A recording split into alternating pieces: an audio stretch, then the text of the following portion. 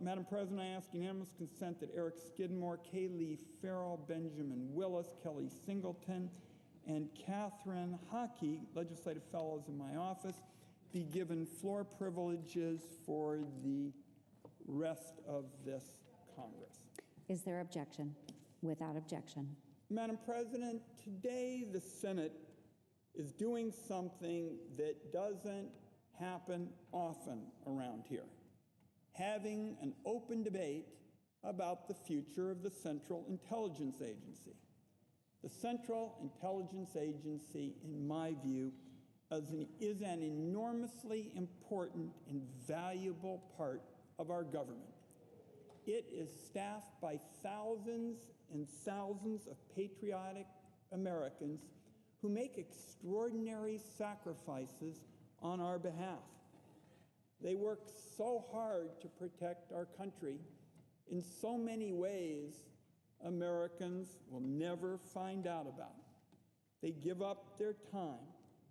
They give up their weekends and family vacations and all kinds of things that would be scheduled that they would enjoy personally, and they give it up on an hour or two's worth of notice because they want to protect the security and the well-being of our nation.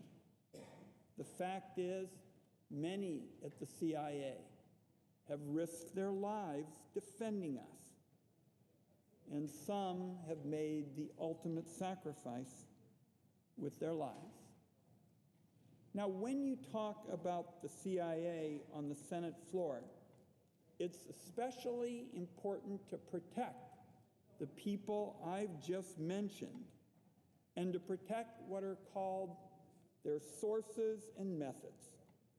Sources and methods are the secret means by which the CIA gets the information that's needed for our national security, and it needs to stay classified.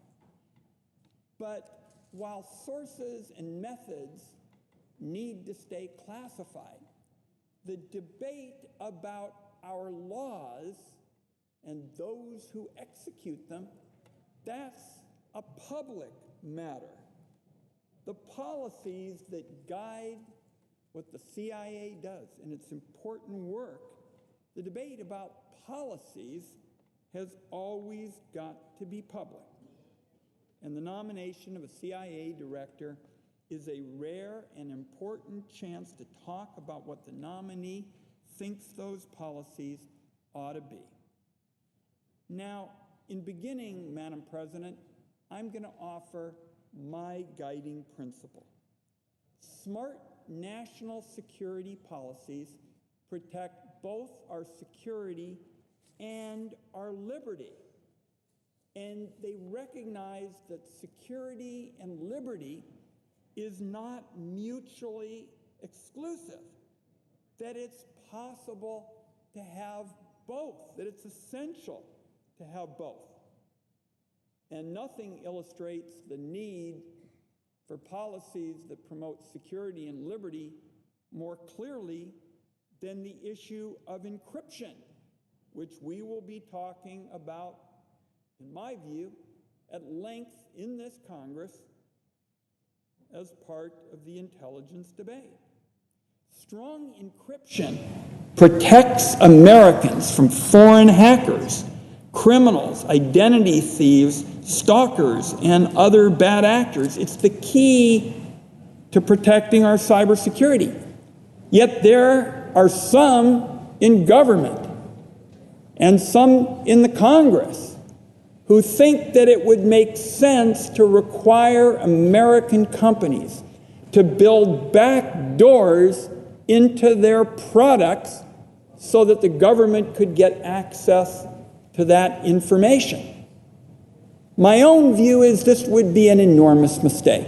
A mistake from a security standpoint, a mistake from a liberty standpoint, and also very damaging to our companies that produce jobs with good wages.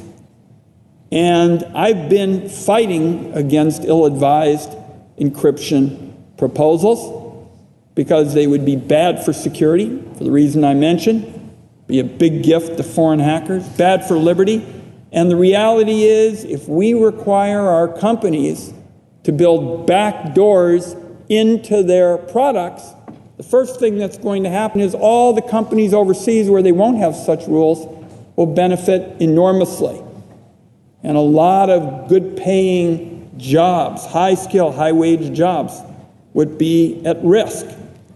So I bring this up only by way of stressing how important it is that we get this right, that we advance policies that promote security and liberty, and we recognize right at the get-go that they are not mutually exclusive.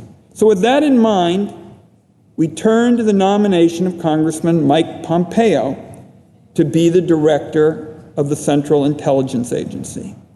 After consideration of his testimony and a review of his past statements and response to written questions, I have concluded that he is the wrong man for the job.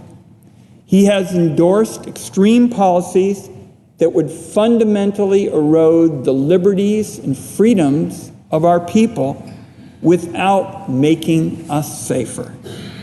He has been unwilling to provide meaningful responses to my questions with respect to these views. And when he has provided responses, they have often either been so vague or so contradictory that it is impossible to determine what his core beliefs are or what he might actually do if he is confirmed. On issue after issue, the congressman has taken 2, 3, or 4 positions, depending on when he says it and who he is talking to. He has done this with surveillance, with torture, with Russia, and a number of other subjects. So now we are at the end of the confirmation process. There has been a hearing. I met with the nominee in private. We submitted 2 sets of questions, both before and after the hearing. And despite it all, it has been impossible to walk away with consistent answers on the congressman's beliefs on how he would lead the Central Intelligence Agency. Let me begin with surveillance. Just over a year ago, Madam President, after the USA Freedom Act had become law, Congressman Pompeo wrote in an op-ed that Congress should pass a law reestablishing collection of all metadata. This was a reference to the program in which the government collected and kept the records of tens of millions of innocent Americans. When the American people found out about this program, they were rightly horrified and they rejected it, which was why, as we've touched on this afternoon on a bipartisan basis, Congress abolished the program through the USA Freedom Act. That law got the government out of the business of collecting these millions of phone records on law-abiding people, and it did nothing to harm our security.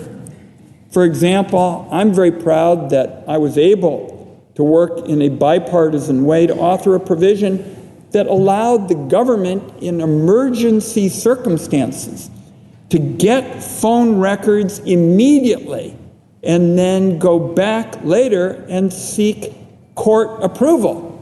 So I wrote that provision, Madam President, to make sure that when the security of our great nation was on the line, it would be possible for our national security officials to move immediately, without delay, to get the information that was needed.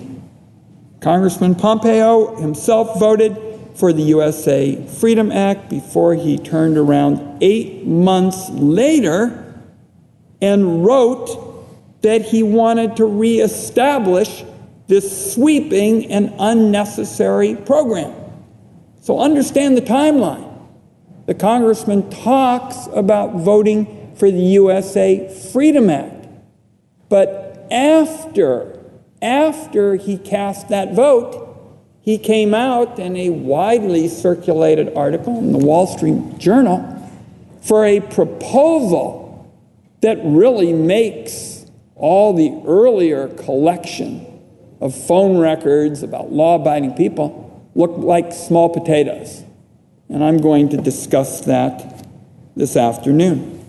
So the question really is, what does the congressman believe? Does he stand by his vote to abolish the NSA phone records dragnet?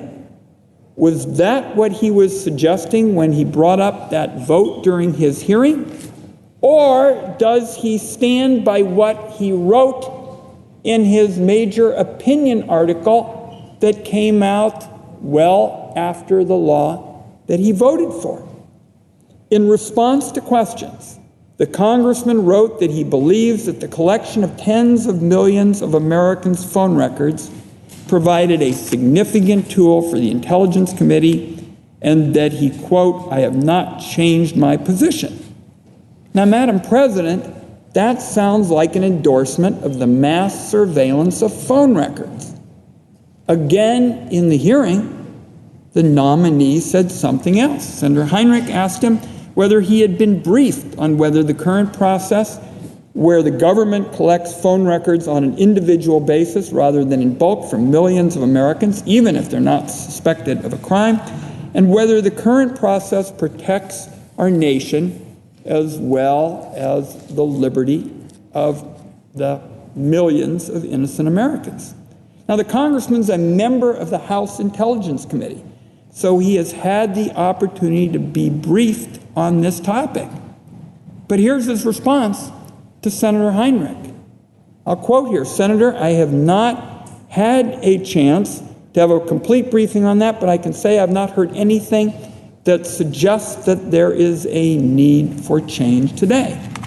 In other words, in just a matter of days, Congressman Pompeo has taken the position, first, that the bulk collection of American phone records was a significant tool and that it should be reestablished, and second, while testifying to the committee, that he has no basis on which to believe that is necessary. That is such a head-scratcher, Madam President. I just don't know how to go about squaring these truly conflicting statements. What troubles me especially is if the congressman were to be confirmed as CIA director, the doors would close and he would operate in secret. And yet Americans do not know which position he would take in running the CIA. The American people have no idea how Congressman Pompeo would advise the president and his national security team on what is truly necessary to protect the nation. Phone records are not the only communication records we need to be concerned about. Until a few years ago, the NSA also ran a program in which millions of Americans' email records were collected. Since the congressman wrote that he wanted to reestablish collecting all of the metadata, I asked him whether he would support the resumption of that program as well, and whether he believed that millions of Americans' email records should be combined with millions of American phone records. He could have said no. He could have clarified that he was only talking about phone records. Instead, he ducked taking a position. In fact, he even indicated that he would be open to including email records in his new database. His exact words were, "If I am confirmed and agency officials inform me that they believe the current programs and legal framework are insufficient to protect the country, I would make appropriate recommendations for any needed changes to laws and regulations." Now, what's especially troubling about this is that the bulk email program was discontinued because it wasn't effective. I spent a lot of time pressing intelligence officials to give us some evidence that you had to go out and collect all of these email records from law-abiding Americans. In the end, the agency decided to look at it, and they came to the same conclusion I did, that it wasn't needed. That's not a judgment about whether the program violated Americans' privacy, because it definitely did that. The NSA determined that, in its words, not mine, the program did not meet their operational expectations. This is public information. And of course, all the details are available to the House Intelligence Committee on which the congressman sits. This should have been an easy answer for the nominee, but he refused to rule out the inclusion of millions of Americans' email records, records the NSA has said it doesn't need in what would be his idea of a massive new government database. But the collection of phone and email records of millions of innocent Americans is small potatoes compared to what the nominee wrote next. His proposal was to combine all of the communications metadata, and these are his words, with publicly available financial and lifestyle information into a comprehensive searchable database. Madam President, this is far bigger and more encompassing than any such data collection program that the Bush-Cheney administration ever imagined. I've been a member of the Senate Intelligence Committee since before 9/11. I've been in a lot of debates about the appropriate scope of government surveillance. I have never heard, ever, not from anyone, an idea so extreme, so overarching, and so intrusive of Americans' privacy. And I wanted to give the congressman the opportunity to explain what he was actually proposing.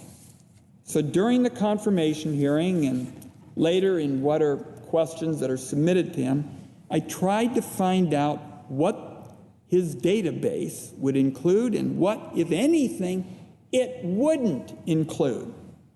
I could not get substantive answers. What we basically got was a big word salad with a liberal helping of words that just kind of skirted the issue. My folks would call them weasel words. The congressman did mention social media in his answers, but it's one thing for the government to read the social media postings of an American because there is a specific reason to do so.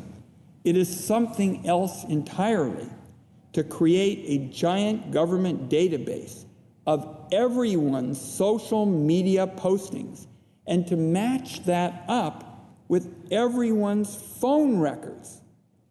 We asked, where would the nominee draw the line?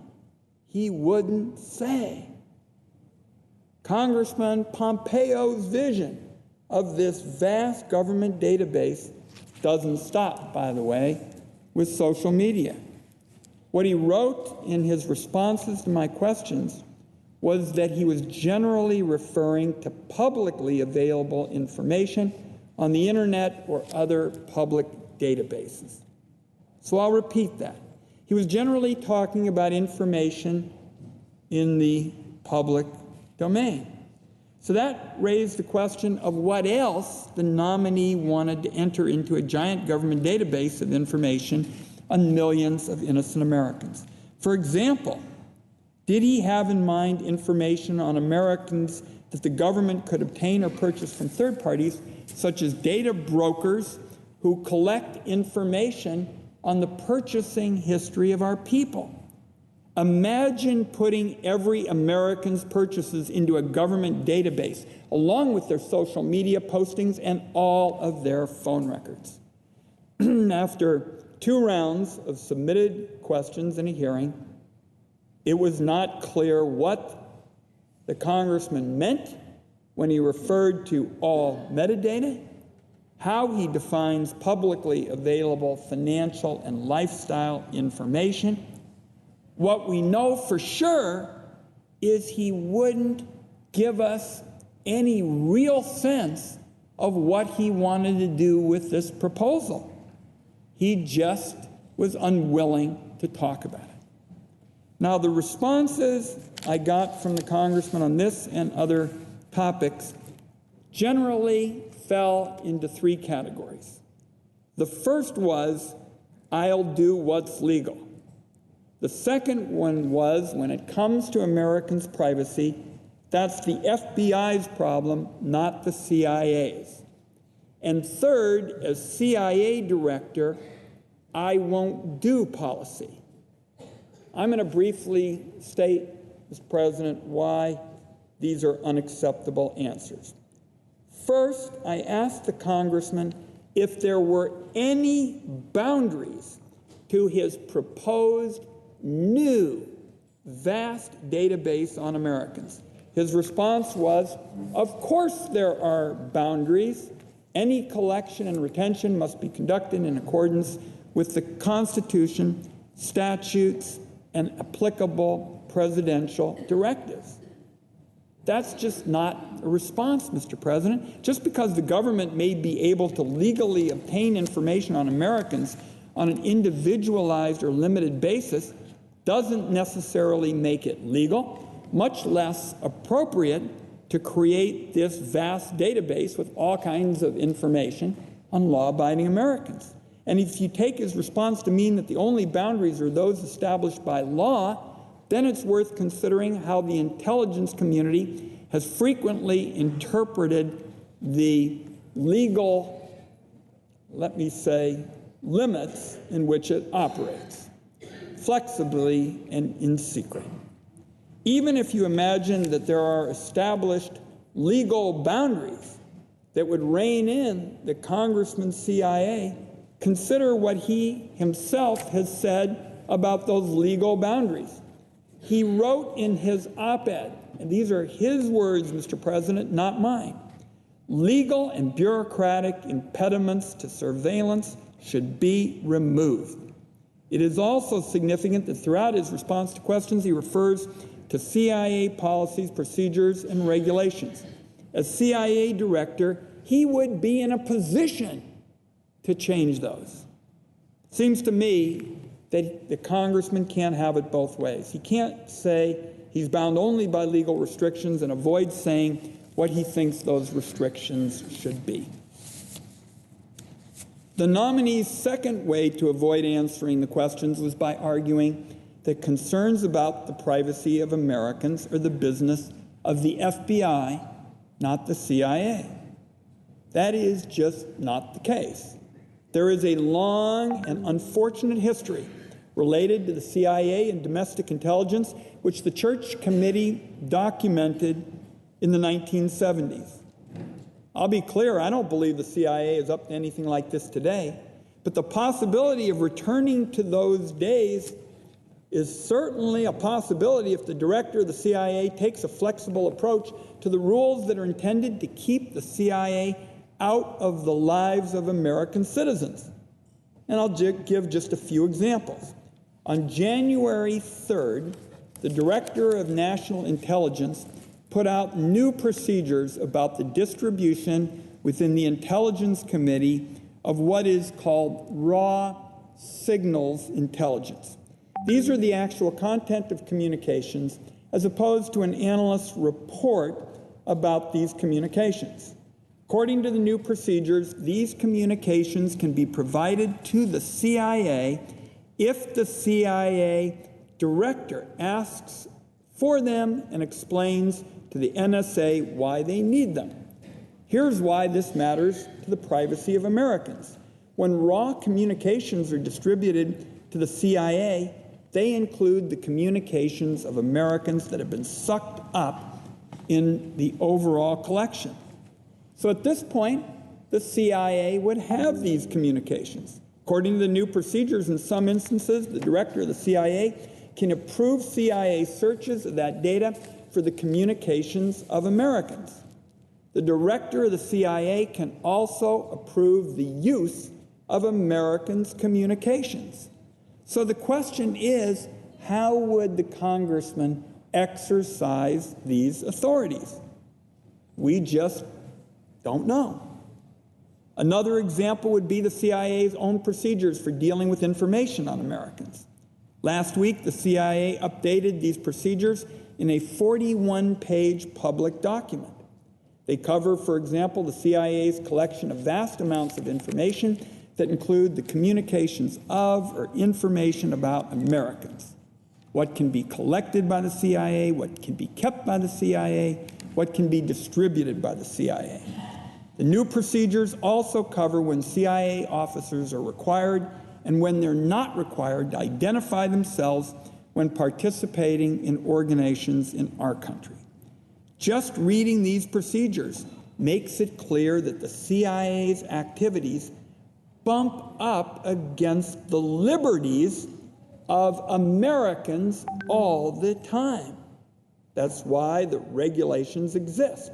But if a CIA director has extreme views with regard to the liberties and freedoms of our people, that could very well be reflected in how the agency implements these procedures or whether they get rewritten. How would the congressman apply these rules? Would he propose new ones to make it easier for the CIA to look at more information about Americans? Again, we just don't know. One thing is clear. The views of the CIA director about the liberties and freedoms of Americans are just as relevant as those of the FBI director. The nominee's third effort to avoid discussing his positions was to say that as CIA director, he wouldn't be responsible for policy. As he asserted in his opening statement at the hearing, he would change roles from policymaker to information provider. But anyone who's familiar with the role of the CIA director knows that is just not what happens at the agency. First, the CIA director does far more than deliver analysis to government officials. Collection priorities, methods of collection, relationships with foreign services, covert actions, and many other responsibilities of the office. These are policy matters. In addition, the CIA director and other leaders of the intelligence community are asked repeatedly what they think is necessary and appropriate to keep our nation safe. At a moment of crisis, these questions are especially pressing. We now know what happens in those moments when leaders give wrong answers. After September 11th, the directors of the NSA and the CIA offered their views of what should be done. We all thought they had timestamps on them because we'd come back to look at them after the immediate crisis was over. But our country ended up, for a fair amount of time, with programs that ripped at the very fabric of our democracy. They were warrantless wiretapping and torture. Now, the director of the CIA is a unique position. When someone is nominated to lead a department that operates more or less openly, at least the public can assess his or her performance. At least a fully informed Congress can respond when he or she implements wrong-headed policies. But the CIA director operates in secret. What the public finds out is entirely up to the CIA and the administration. When it comes to deciding whether this is the right person for the job. There's nothing for the public and most of the Congress to go on other than what the nominee has said and done before and during the confirmation process. Unless this is going to be a rare exception, and the congressman would be a historically transparent CIA director, and there aren't any indications of that, then what we're talking about in this confirmation debate today, and why I thought it was important to have a real debate today, is that what we're talking about in terms of much of the future of the CIA and the person who had it, this is a one-time shot for that discussion. That's why I don't consider the vetting process to be finished. On the topic of the proposed massive new database and on a range of other topics, both classified and unclassified, the congressman did not provide substantive responses. So I've resubmitted my questions to him. Now, some, I've heard this mentioned today, have said the congressman answered every question. They claim that somehow there's stalling, that stalling's taken place for political reasons.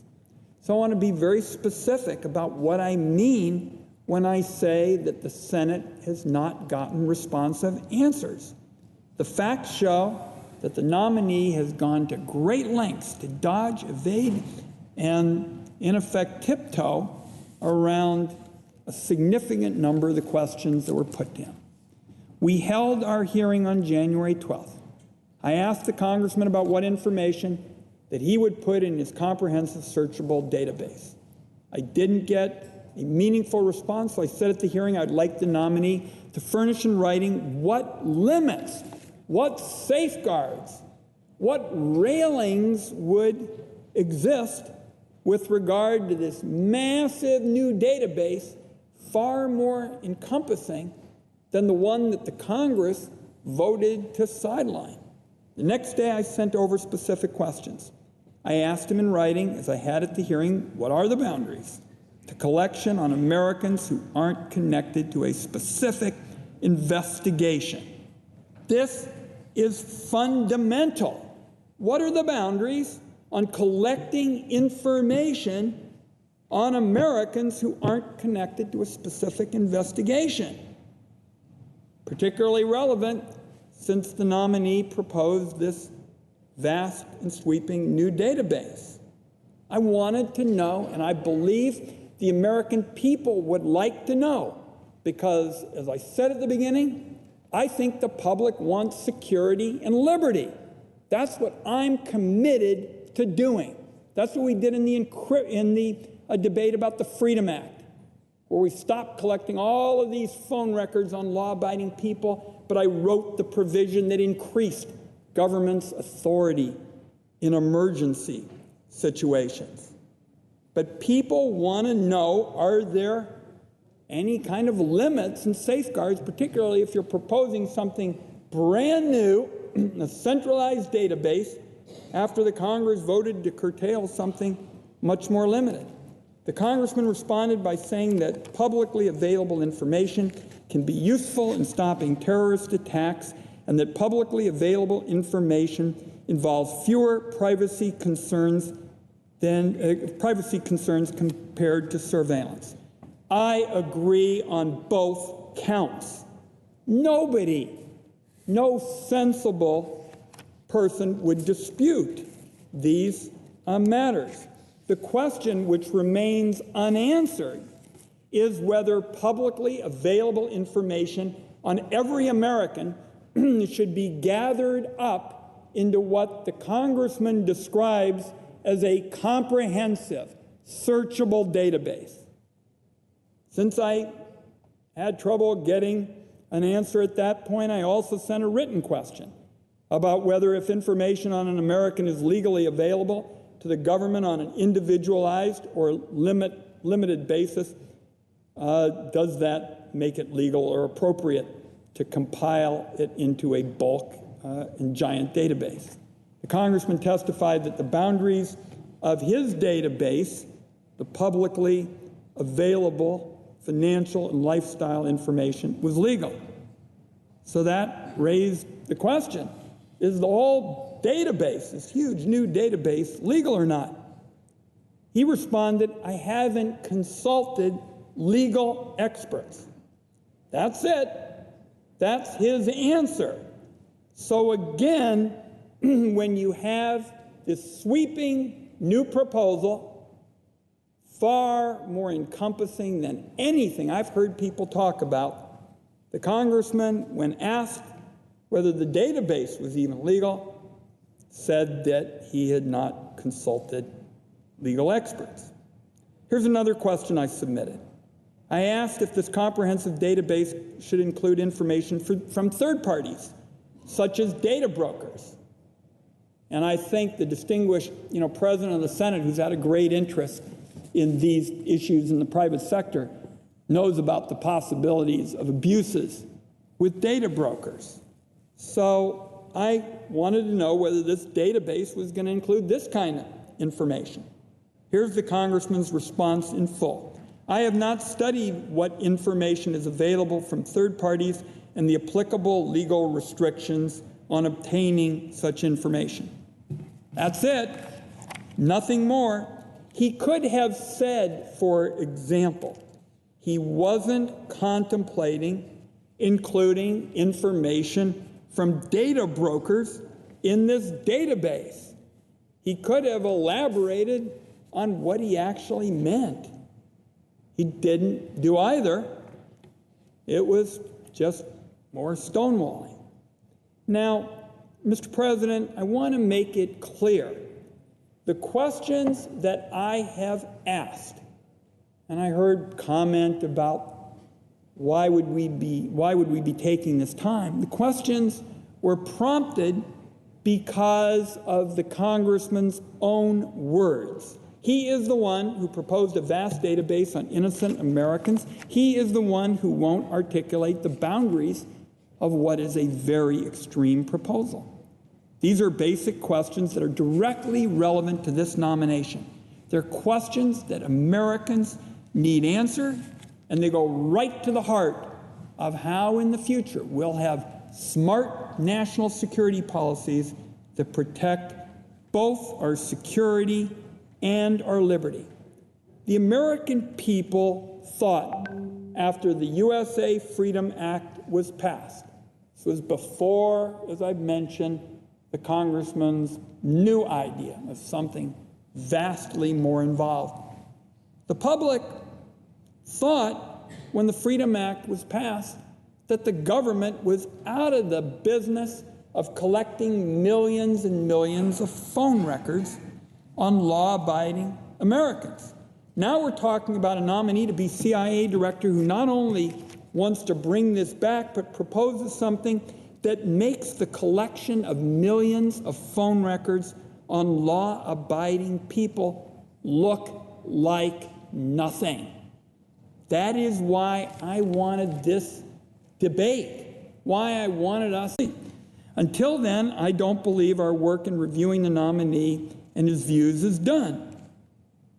That, in my view, is the only way to pin down a nominee who's taken multiple positions with regard to some of the most important issues.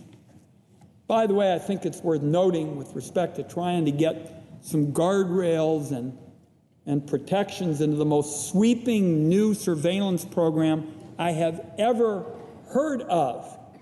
The congressman said in his testimony to the committee, I take a backseat to no one with respect to protecting Americans' privacy. Now, I want to turn to several other issues. Mr. President, I tried to get answers from the congressman about the outsourcing of surveillance against Americans. During the campaign, the president invited the Russian government to continue hacking operations against his political opponent. The president also said, with regard to Russian hacking, that he would love to have that power. His quote, not mine. So the question I wanted answered is, what would happen if the Russians or some other foreign entity collected the communications of Americans and instead of giving them to WikiLeaks, provided them directly to our government? This could be information about our political leaders, journalists, religious leaders, business people, typical innocent Americans. At the hearing, the congressman testified that it's not lawful to outsource collection, that the agency isn't authorized to conduct itself. Sounds like a reassuring statement to me. The problem is we're in a world in which the President of the United States has already openly encouraged a foreign adversary to use its hacking capabilities to attack our democracy. What if the foreign adversary does it again and provides the fruits of that hacking to the government without waiting for a specific invitation from the CIA? What happens then? In response to questions, the nominee wrote that only in, quote, very limited circumstances would the collection of Americans' communications be so improper that it would be inappropriate for the CIA to receive, use, or disseminate them. So I asked what those circumstances would be. The response was it was highly fact-specific. Now, the vagueness here also is very troubling. So I tried to follow up. What if the information came from an adversary rather than an ally? Did it matter what the intent of the foreign partner was? To support our national security or further disrupt our democracy? Did it matter if the information was about Americans engaged in First Amendment protected activities rather than about terrorist suspects? What if the information provided to the government involved thousands or millions of U.S. persons? I received no answer other than all of these issues were relevant. Now, Mr. President, I and other members of the committee asked other questions relating to the collection and use of information on law-abiding Americans. First, I asked the congressman about Section 702 of the Foreign Intelligence Surveillance Act, specifically about the government's backdoor searches of data for information on Americans. He responded the CIA can conduct these warrantless searches if they are reasonably likely to return foreign intelligence information. Certainly potentially troublesome, and an issue that the Senate is going to need to take up when considering the reauthorization of that part of the Foreign Intelligence Surveillance Act. Perhaps more concerning, however, was the congressman's statement that when we're talking about collection outside of the Foreign Intelligence Surveillance Act, the rules of what the CIA can access, query, use, and retain should be even more broad and more flexible. And I'll just say, Mr. President, I don't know how you get much broader and more flexible than the standard that currently applies to that Section 702. Then I asked the congressman about encryption. And frankly, I did because I had gotten the sense that maybe he held moderate positions. And as I said earlier, perhaps before the President of the Senate came in, I'm very troubled about the possibility that American companies would be required to build back doors into their products, and that strong encryption would be weakened. I think this is a massive gift to foreign hackers. I think it's a huge gift, by the way, to pedophiles, because if you weaken strong encryption, you weaken that feature that parents use to make sure that they're watching their child and their child, is safe. So I think it's very important not to weaken strong encryption from a security standpoint, from a liberty standpoint, and I think it's just flat out nuts to do it to our companies, because our companies wouldn't be able to compete with the companies overseas that would continue to rely on strong encryption to be able to assure their customers that their customers' data was protected. So I had kind of gotten the thought that the congressman had moderate positions. I asked him about that, and all he would say was that it was a complicated, issue. And he said he might begin to form some judgments. Now, this is an issue that has been discussed extensively in the Congress. It's been discussed in this body. It's been discussed in the other body. There are members of both the Senate and the House, high-ranking senior members, who have a difference of opinion with me on encryption. They want to weaken strong encryption. They think this is what the government needs to get this data. I think that that's a flawed view, but people can have differences of opinion. That's why you have our unique system of government. We have real debates, unlike what goes on in most of the world. But here's a topic that's been discussed extensively in Congress, and it was my hope that the nominee would at least have some sort of judgment about this issue and could express that to the American people prior to a confirmation vote. Instead, what I got was it's complicated. I think everybody understands that. Now I'd like to turn to the question of torture, Mr. President. I simply have not been reassured by the shifting statements about torture that the nominee has given. So I'd like to walk through this. I happen to share the views of our very, very widely respected and acclaimed senior senator from Arizona that's just not effective. And he makes the case more eloquently than I.